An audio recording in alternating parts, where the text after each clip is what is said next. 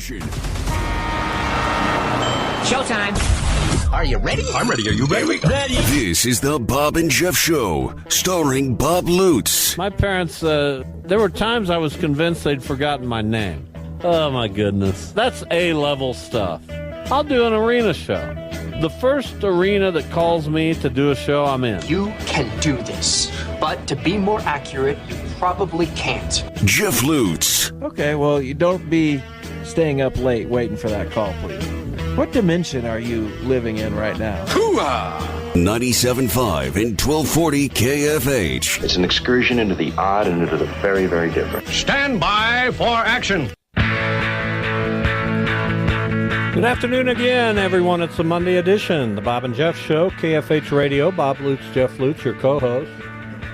Max Power, producing, engineering, 869-1240. That is our high hop hotline. Fresh from a week of mixed-up football. We've been picking games a long time. We've never been this poor at it. It must mean that the games are more difficult than ever. I don't know what it means. It just means we're not as good at it this year.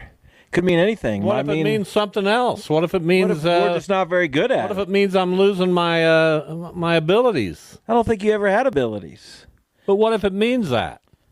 I'm sure you'll probably figure out a way to get over it. But that's, I don't know. I don't know that yesterday was that mixed up. A lot of the favorites won. There's some of the results, like Detroit getting like under 100 passing yards or something and scoring 52 points. The Patriots beating the Jets. Some of those, Jameis Winston coming back and guiding a moribund Browns offense into relevance, perhaps. Some of that's fairly interesting, but... Well, we didn't think Baltimore was going to lose. No, not really. When you say it's not very jumbled up, I feel like it was really jumbled up. Outside of that result... Well, I'll give you another jumble. Did you expect the Eagles to blow away Cincinnati on the road? I don't know. Cincinnati's But did you expect it? I don't know if that I expected it, but Cincinnati's been terrible, and their defense is terrible. Did you think the Cardinals would win at Miami? Who cares? Did you expect the Patriots to come back and beat the Jets? They're both 2-6. But there's no way you could have expected it. They're both 2-6. They are both bad. No, there's no way. There's no result yesterday outside of Browns-Ravens that really made you scratch your head. Well, I don't know about that. Why didn't I do better? Overthinking it, probably. Las Vegas threw a wrench into the proceedings. We should have known. KU doesn't win by double digits. By scoring late. A meaningless nothing. Typical of Las Vegas. It wasn't that, I guess it was kind of late. Chiefs ran it out, but... they still had some hope of getting the ball back. No, they didn't. Not after they didn't recover Mathematically, they had some. You know, they're the Raiders. I understand. But anyway, here we are, KU not getting it done against K-State. Or was it K-State getting it done against KU? Are either of those teams really good? We knew that game was probably going to... And I didn't pick it. I'm going to save that for another segment. I want to get into who are the good teams in the Big 12. It's kind of fun because anybody can beat anybody. But is the Big 12 going to have a this is what I was talking about. Chance? I don't want to talk about it. Don't just let me talk. Wait, I don't want any of your resolutions. I want to talk about this but then I respond. But I don't want to talk about it. But let me talk about it. I got a whole segment put away for it. So is it not this segment? No, it's not this segment. This is our 1st and 20 segment. So I named it this because, man, we're not just 1st and 10. We're looking down the barrel at 1st and 20. Yeah. How am I going to lead us to a first down? You're not. You already got a penalty. That's why we're set back. That's the premise of this whole segment. Are you okay today? You were offsides twice. Twice on offense. And now I got to get us to the first down marker. Why do you ask if I'm okay today? Just a little much to start the show. Kind of ease into it a little bit. You're never ready for me. Well, it's not that I'm not Because ready. when you get here and you come down and you sit down, I'm usually working or I'm doing something, and I'm on my computer. By the way, I can't find a file I could have sworn I created this morning, and if I can't find it, that's a lot of work I got to do. What'd you create it on? On Word. Well, just go into Word and. I've gone into what you think. I don't see a Word tab up there or Dude. down there on your taskbar. Right there it is. Go into. I'm looking through all my documents. Go to Documents Recent in your file folder. There's no Documents Recent. Yeah, there is. Well, I'll look for it later. I've never heard of Documents Recent. Never heard of. And what's the order in there? Alphabetical. Or numerical. Usually, if you created a file and didn't save it, it'll automatically kind of save it for you. Save it to the cloud. I don't know anything about that. I got a computer at the office, at the League 42 office, and then I got this computer. And when I create a file over there and I save it, it's saved to the cloud. Who showed you how to do that? Don't worry about it. I know that wasn't you. What do you mean? There's no way that you came up with that on your own. Well, that's something that's commonplace. Okay, so who told you that it was commonplace? Well, I figured it out. Be honest. No, I am being honest. Be real for a minute. You just get into the cloud, man. How do you get into the cloud?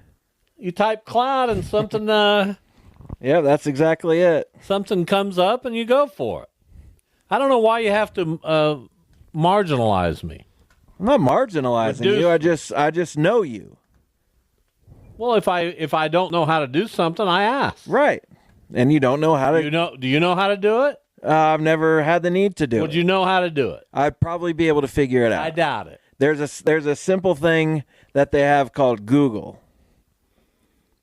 I And doubt you could do it. Usually there are step-by-step instructions on how to do things, especially remedial things. Am I using the word correctly there? Well, I don't know how remedial it is. I just know it's worked like a charm, but for some reason, the file I could have sworn I saved this morning is evading me at the moment. I'll find it. I would just go into Word and see if something automatically saved. That's probably your best bet at this point. But we'll see. Don't worry about it. Not worried. Nobody asked you your opinion. I wasn't giving you an opinion. I was giving you advice. Here's the thing I've really learned. When you're not asked for your opinion, don't offer it. Really? That's what you've learned? Yes. Well, you do offer your opinion when not asked. Never. What's wrong? What do you mean what's wrong? Why are you... You like sunk for a second. Don't worry about what I do. Then be present. You're telling me to be present. Yeah, absolutely. The guy who's on his phone for 90% of this. That's not true at all, and you know it. If I'm on my phone, it's because I'm looking something up for you. I was going to my phone to try to think of something. But now you've got me all flustered. Mm-hmm. Now I don't know what to do. You were over yesterday to help with some of the kitchen remodeling with moving boxes moving and tubs. stuff. And today, well, I don't know that it'll ever end, but we're into the lighting. We're into today. the final stages. We're into the lighting. Did you step in to look? Yeah, it looks nice. Have you ever seen so many lights? One of the guys outside kind of stepped to me a little bit. What do you mean? He goes, "Who's this?" What do you mean, who's this? That's what he said when I walked in the door. "Who's this?" Well, good for him. I want these guys watching out for me. Yeah. What'd you say? I said, "I'm the new owner." Thought he knew who I was, but he didn't. The other guy told him. He's like, "Oh, I didn't know. I thought he was an electrician," which maybe I should be. You wouldn't know the first thing about what to do as an electrician. I've never been an apprentice. I've never. Well, why don't you go into that studied field? the It's trade. a very high-paying field. I don't think I really want to. It'd be great. Oh, I've gotten to know a few electricians over the past couple of years. they're absolutely wonderful people. We've got the Apple Electrical here doing this job, I'm sure they're wonderful. and we've worked with several electricians. That's how it goes. You don't really care, do you? You don't give a darn. Define care that you've worked with several electricians. Don't you want to know more? No. See? That's my point. I do not. You don't care. I don't care that deep into the details, no.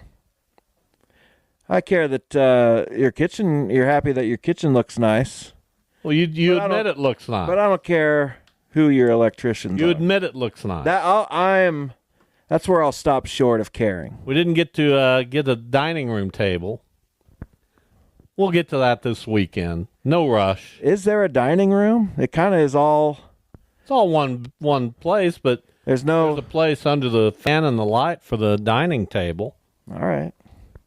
Maybe we'll come over and have dinner sometime. You got to get invited first. Oh, I'm always invited. This is my home. I have started to think quite highly of you outside of this show. Why? But when you're doing the show, I don't.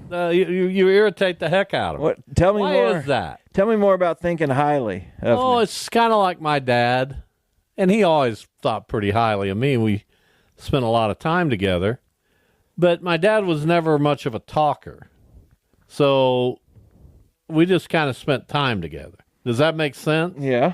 The one thing we could talk about was Cardinals and baseball, but for the most part, our time together was watching baseball. Sure. Or watching basketball, or football, or listening to one of those sports, or watching one on television. I understand. I get it. But later on in life, he became my best pal. Are we best pals? No. Oh, okay. I said Thank he goodness. became my best pal. Well, you said he was related to that. You said you felt a similar connection to me. I couldn't go anywhere where he wasn't. It was just kind of an odd thing. Well, maybe He'd show up at my house. finally he would? He'd come to... You'll never show up at my house. He'd come to where I work. To do what? Just hang out. Really? A few Was he times, not bored? every day. But he'd come up and hang out, 20 minutes. So he was bored after retirement, couldn't find something to do with himself. I don't know if he was bored. I think he just realized that, he was getting older. His health wasn't maybe as good as he'd like it to be, and he wanted to develop that connection or enunciate that connection. You know what I mean? You're welcome anytime. I don't know. I don't know if you're as congenial or warm as I was. Were you warm? Sure, to my dad. But he was a warm guy. You're not a warm guy, so I was to I can him. only play to my audience. I idolized my dad. He's a good guy by all indications. That doesn't mean we always saw eye to eye, or that doesn't mean he was, much of my youth he was working and away and working multiple jobs. And here's a question I've never asked. the man could do no wrong in my eyes. What did he think of my mother? Really? Did you want a serious answer? Kinda. I've never asked that question of you or her. Well, there's several things that pop into my brain. They liked her. My dad liked your mother. But there were, your mother and I had some issues at Little friction. at one point. Yeah, I know. That's why you weren't married for very long. Well, 5 years, close to it. Were they like staunchly on your side, like you got to get rid of this devil No, woman? heavens no. No, nobody could think that about your mother. Your mother was a fine person. Of course. But they were certainly in my camp, Well, that's understandable. as her parents were in her camp. I'd have to imagine so. Well, maybe. What do you mean, maybe? I don't know. Everyone here has had volatile relationships with their parents and their parents with their parents. It's just all a never-ending cycle. What do you mean it's a never-ending cycle? How far back can you go with dysfunction? I didn't have a volatile relationship with my dad. No, but you did with your mom, or Well, sure. she was a volatile person. That's okay. I don't know much about her parents, do you? No, I didn't I met her mother maybe 4 or 5 times in my life and never met her dad, and I don't know that she ever met her dad. Wild. So, those are the things we deal with.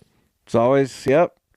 If we'd have the maturity as a young person that we do as we age, we'd have discovered some of the answers to those forever unknown questions. Just depends on whether you want to really know him. I never sat down with my mother and said, what about your dad, man? You ever see him? Never asked that question. Curious about it. Never got around to asking. It might have been a burden to her to have to answer that question, or it might have. Is anything a burden to me? I don't know. Is it? Ask me a question. I don't know. I've asked you plenty of questions. Have I ever acted like it's a burden? No, but if someone never had a relationship with their own father, and here's this 6-year-old bringing it up, well, a 6-year-old's not going to bring it up. You know what I mean? Anybody. A 20-year-old might, and I didn't. So I'm left to wonder. Right? I guess we'll never know. Or is there anyone out there who does know, who might know? No, no one's still with us, as far as I know. Wow. Amazing. Well, my mother's been gone for... I know, but she had one other years. child. Yeah, I'd have to ask. There might be someone who might know something. But I'll delve into that later. You don't have to right now. Well, I'm not going to right now. I wouldn't right now. Why are you getting so deep into that? I don't know. Just curious. I don't like it. Lots to talk about today, including an interview with Wichita Collegiate coach Troy Black. They are in the 3A playoffs, playing really good football right now. I believe they have a rematch with Cheney in the first round. Is that a first round game? I know that them and Pratt and somebody else. There's a game. I don't mean to get off that, but did you see 7-1 Lewisburg plays Bishop Miege? Yeah, in the first round. Well, that's a fault with this system. I also see that, I had this. I think of strange things, man, when I'm sleeping or near sleep. And it bothers me. It bothers me greatly. This playoff system that we have now, many would say it's better than what we used to have. Maybe it is. But where it lacks is that we've got Wichita North. They're not even the 16th seed. No. Yet. They're terrible, and they have always been terrible, at least for the last couple of decades, for the most part. And they have to go to Manhattan to play Friday night. And what is a trip that I'm not inside the brains of the North coaching staff or their players or their parents, but I can't imagine any of them are saying, oh boy, let's get on that bus and head up to Manhattan. No, that's not going to be a fun trip. So my proposal is create some first-round buys in this system so that we don't had a have decent system with district play that weeded out the teams that didn't necessarily belong in the postseason. We didn't have to endure matchups like Derby Campus and North Manhattan. I'm not even going to mention poor Campus because I'm a Derby guy, Well, that is the 1-16 game. It is, and Campus doesn't stand a chance. But they got to go 7 miles. North has to get in a bus and travel to Manhattan. Yeah, that's bad. So here's what I thought. By the way, North should just play with 12 men on the field at all times. The Kansas State High School Activities Association thinks so little of North and teams like them that they put North and others like them in this horrible spot. So, as a point of objection, and they should play with 12 men on the field, no matter how many times the referee flags them. They should make it. Isn't this something? Well, that would be every play. Yes. So they should do it until the referees stop the game. Okay, I'm not opposed to it. Why not? What do you think of that idea? I'm okay with it. I can't believe that. I can't believe you're okay with that. Well, what other solutions? I'm going to mention it to Troy Black. Could we possibly have? Collegiate plays Colby. Oh, the winner of that play is likely Cheney. Okay. Collegiate at home against Colby. Yes. So Colby has to make a 17-hour round trip But drive. at least they're 4-4 and not hopeless. I mean, they're not We'll going to see. be collegiate, but We'll see. We'll talk with Troy Black next, Wichita Collegiate football coach, all over the place on 1st and 20. That's the beauty. You never beauty know. of 1st and 20. First down. Bob and I think Jeff. so. We'll be back after this.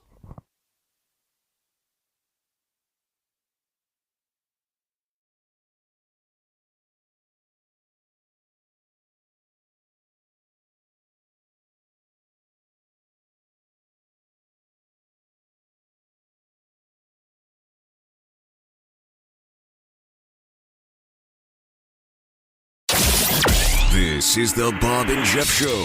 Troy Black from Wichita Collegiate. The Spartans are rolling right now. They've won 4 in a row, and they are 7-1 over. Oh, it's 2:45. I thought, Whoops. That's my bad. I said, you need to be on top of that, Jeff. I do? How do you figure? Well, I said that we'd talk to him after the break, but that's my fault. Yeah, it is. I'll take full responsibility. We'll talk to him. It'll just be after the next break. We'll This talk break. to him when I'm ready to talk to him. So, well, you seemed ready. I did seem ready. What I was doing there was rehearsing. Hang on to those questions you had for Troy Black. I was rehearsing. Troy's a big Chiefs fan.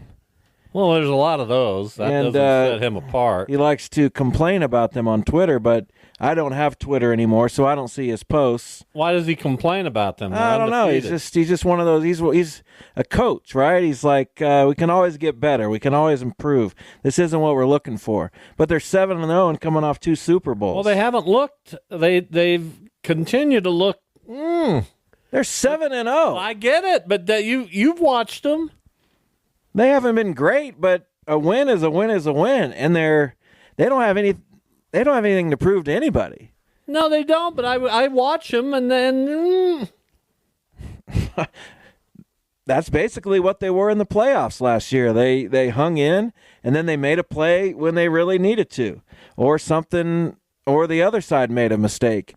That's what the Chiefs have generally. I don't want to talk Chiefs right now. I got them Avoided. slated for another segment. Well, we can talk anything in any segment. No, I've got it slated. Since when have we slated anything on this show? Today I started the slate, and I want to talk about the Big 12. Right now you have BYU and Iowa State, both undefeated in the conference. BYU ranked 9th, Iowa State 11th, K-State ranked 17th, Colorado ranked 23rd. Those are clearly the superior teams.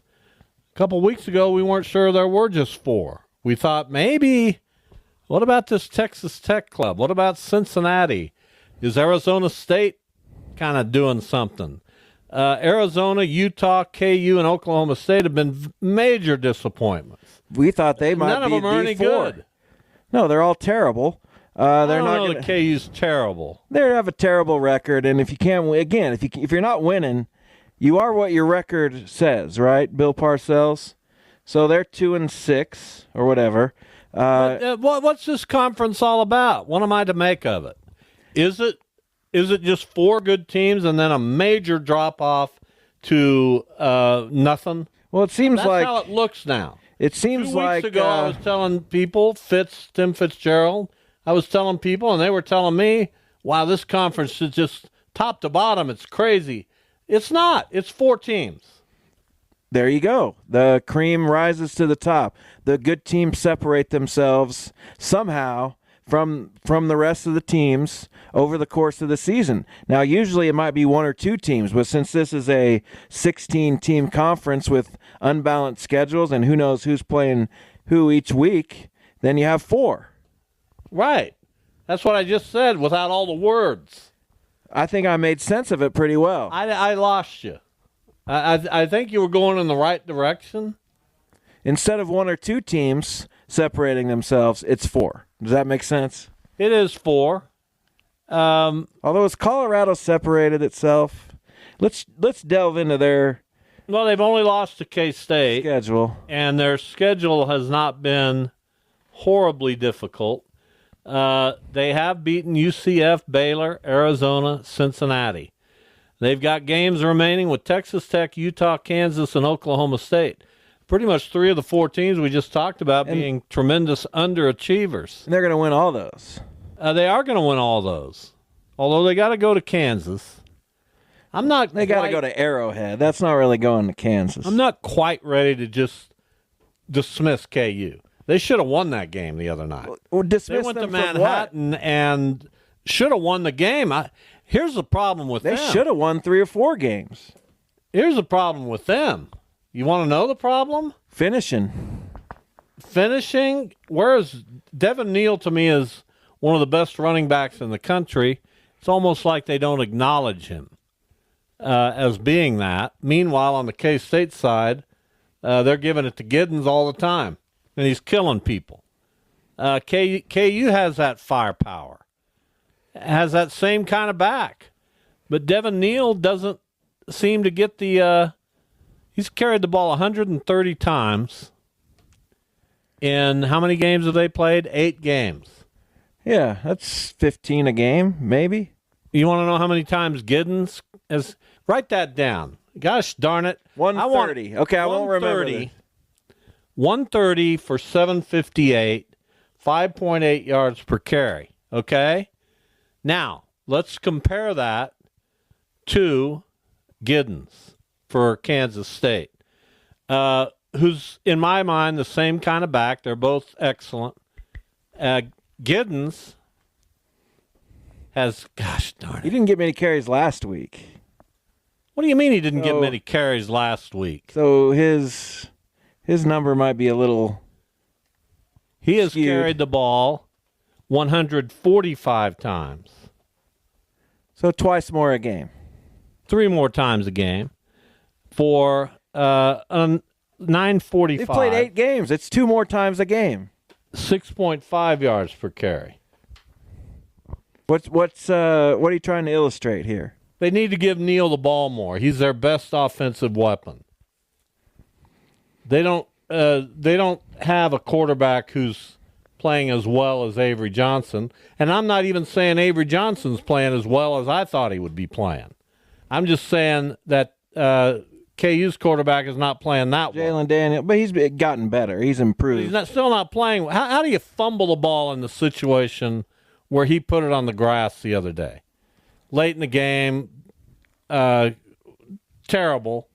And then you get the ball back with a chance, and you can't pick up a blitz? K-State just annihilates you with their blitz.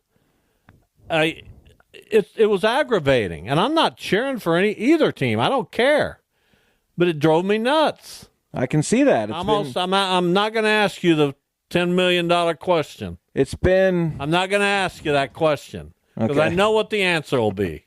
What's the question? You know what the question is. It's been that kind it'll drive me to drink if I get the answer I know I would get. Man, I try.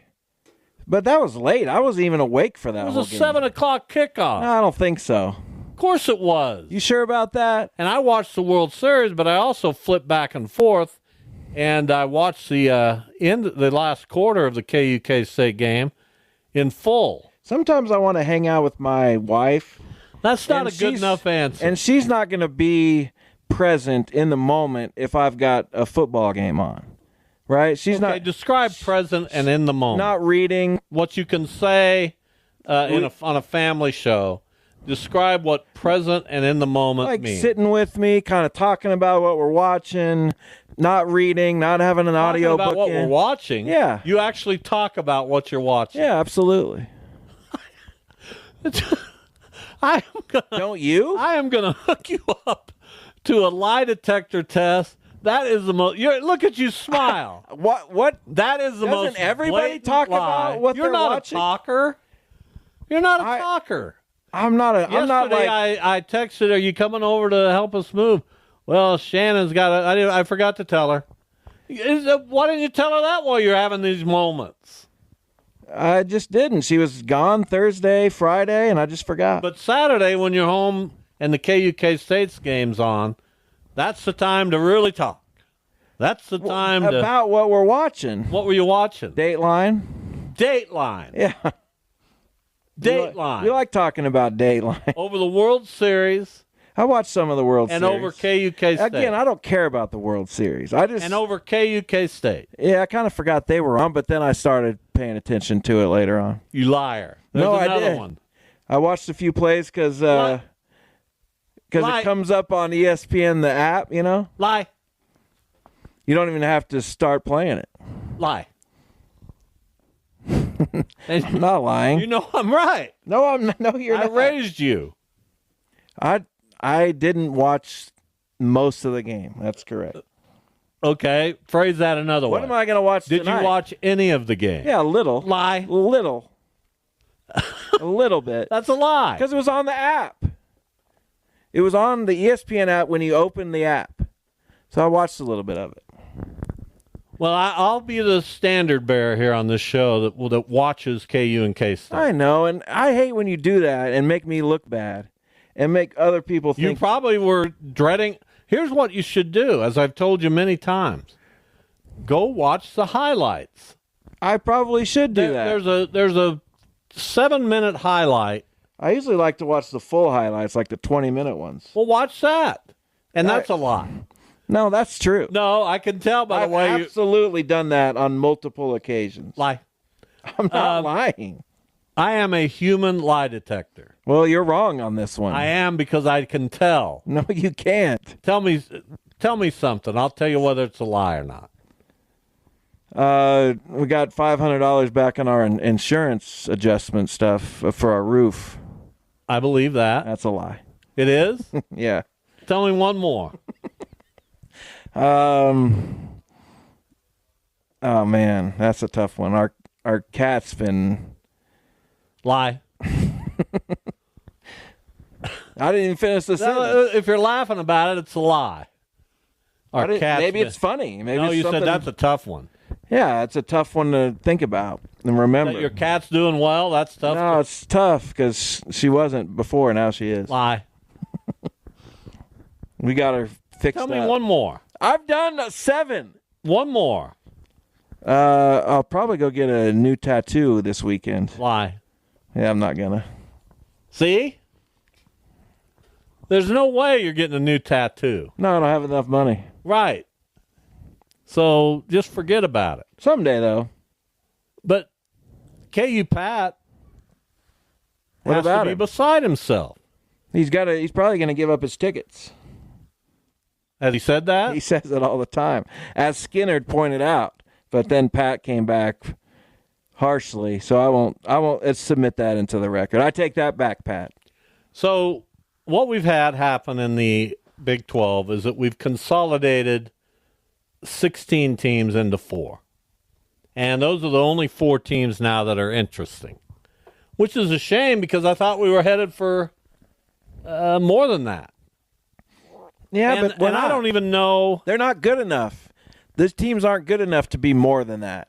They're not the SEC where Georgia can lose to Alabama, but Alabama loses to Vanderbilt, who beats somebody, and then Texas plays them tough, and then Texas loses to Georgia. Here's the problem with it. Sometimes you just start rambling. No, I'm not rambling. I'm making a point that when there's a 2-loss SEC team. So this week you've got Texas Tech at Iowa State. That doesn't do much for me. K-State at Houston.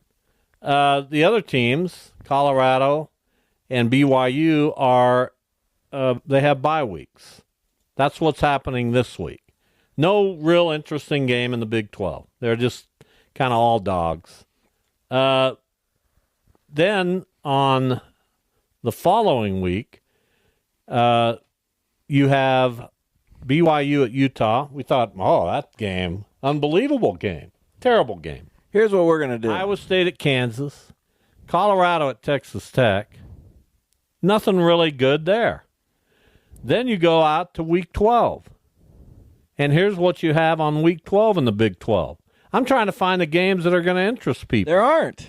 You've got Kansas at BYU, Cincinnati at Iowa State, Arizona at Kansas State, Arizona State at Kansas State, Utah at Colorado. Nothing there. They're okay. No, they're not very good. But since they're all at the But none of the four are playing favorites each other. teams. Right. And then finally, the week of the final week, this November 23rd, still none of the contenders are playing each other. So of the four teams we talked about, none of them play each other. They could all win out. What we're going to do... Isn't that boring? The Big 12 has now become boring. No, it hasn't. What we're going to do, though, is we're going to, at the top of the hour, we're going to pick our 12-team playoffs right now. Kansas State does play Iowa State. So we do have that. That's coming up on the 30th of November. Or at least I'm going to do mine. We're going to do what? We're going to make our 12-team playoffs and see how much. Well, that's easy. I mean, there's No, nothing not. to it. Are you putting two Big 12 teams in there?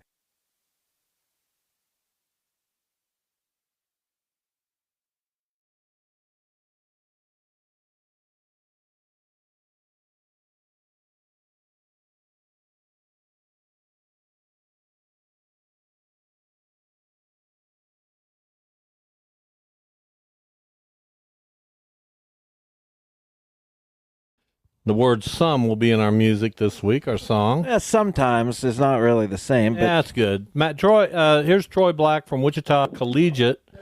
They are at home against Colby in the first round of playoffs coming up Friday night.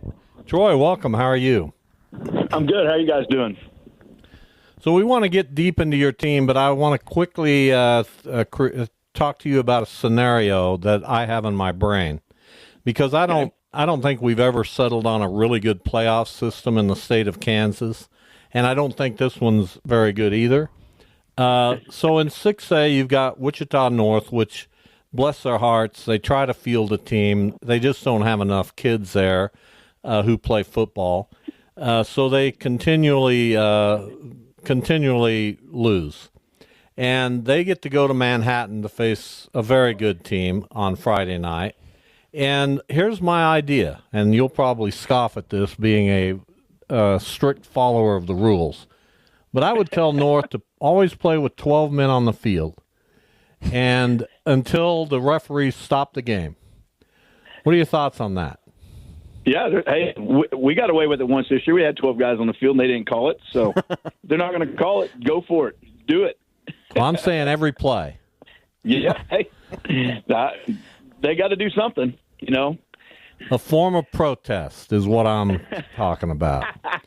I got to be careful. All right, let's get. Yeah, I haven't figured out what's going on either. It's crazy. Let's talk about your team, because you lost the game to Andale on September 27th, 47-6, and I think I'll profess to being guilty. I said, well, Collegiate has their pretty good team, but they're not in the class of probably Andale or Cheney or some of the real powerhouses. Well, you went to Pratt the following week against a really good Pratt team, and you won by 30. You've allowed a total of 19 points in the 4 games since that loss to Andale. You beat Cheney 31-7. What's going on? Well, I don't know, to be honest with you. I mean, they're playing kind of what we thought they would be doing. Just for some reason against Andale, we just can never put that together. But to their credit, that game did not get them down, and they came back. Next week, like I said, we played. Had to play an undefeated Pratt team, and the kids had a great week of practice and just went out and executed. And to be honest, when we execute and do what we're supposed to do, I feel really good about what kind of team we have. And it's when we kind of go off track and don't execute, don't pay attention to the little details that we're not going to be as good. I mean, we're good, but we have to play really good and do things the right way. And I think they're starting to kind of figure that out, by what we did against Cheney and Clearwater. And I mean, they've been doing a really good job. So their confidence level is starting to rise up, and we still don't have a lot of depth. I mean, that's the other thing against Andale too, is they got so many guys that play. And, I think I counted today, we pretty much play 18 guys. And, but against Andale, you just can't make mistakes. And we seem to always do something early, and then we're down, and then it just shuts down. But I'm real proud of the guys, how they bounced back and been playing. Yeah, I'm sure you want a 7-win season to be rewarded on some level, and Colby, they're a team unlike you that won 4 early and has lost 4 recently, so they're kind of entering stumbling a little bit. But then if you win that, you might play Cheney, and then if you win that, you might play Andale. So I know you're not looking at the 3-game possibility, but I wouldn't imagine that there are many years where it works out that you guys would all meet before the semis. Oh yeah, I mean, when you started looking at it, and it was confusing because they changed it, kind of mid-season how they were going to do the playoffs, and actually Dylan Schmidt sent me what they configured what was going to happen, and once we saw what could happen, it was like, man, we might end up. At one time, it looked like we could play Clearwater.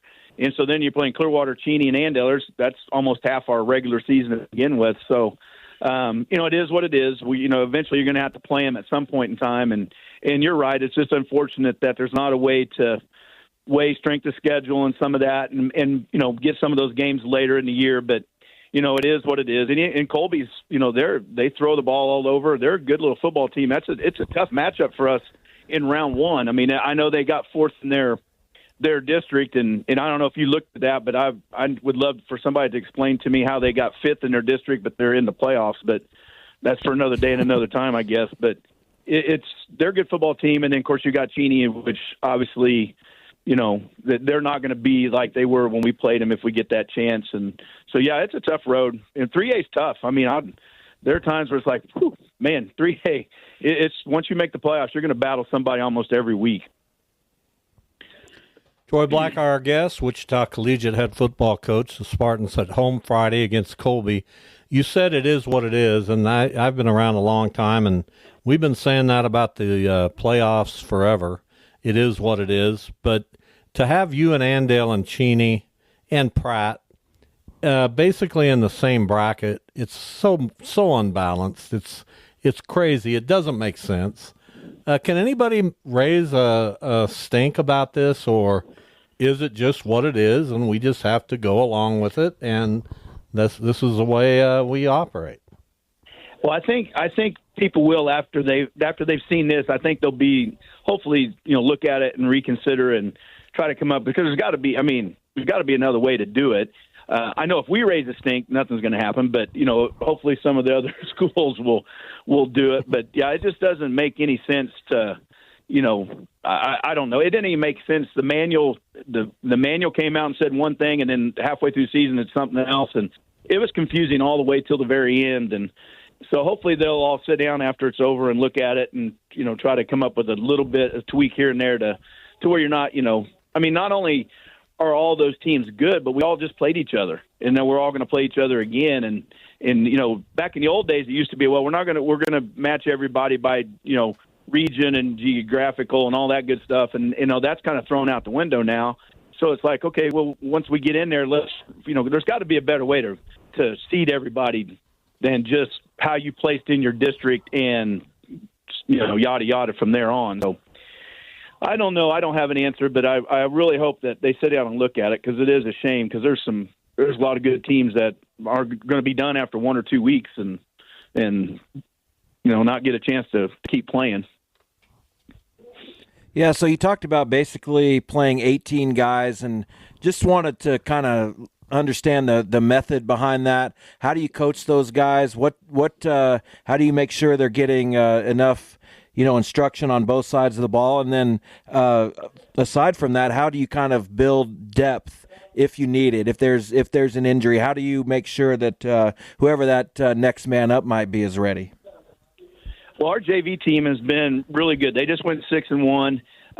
Since I've been the head coach, our JV program's 38-5, and so we got our young guys get coached up, and then by this time of year, they're actually helping us. They become the scout team, and they're doing a phenomenal job. So if we get some guys that go down, we got some dudes to plug in, which is good, and we've had to do that over the last couple of weeks. And just being a 2A program, we spend half our practice on offense, and then turn around and spend half our practice on defense. And last couple of weeks we've been running 2 offenses against a scout D, which gives us some young guys some work, and so kind of develop that depth that way.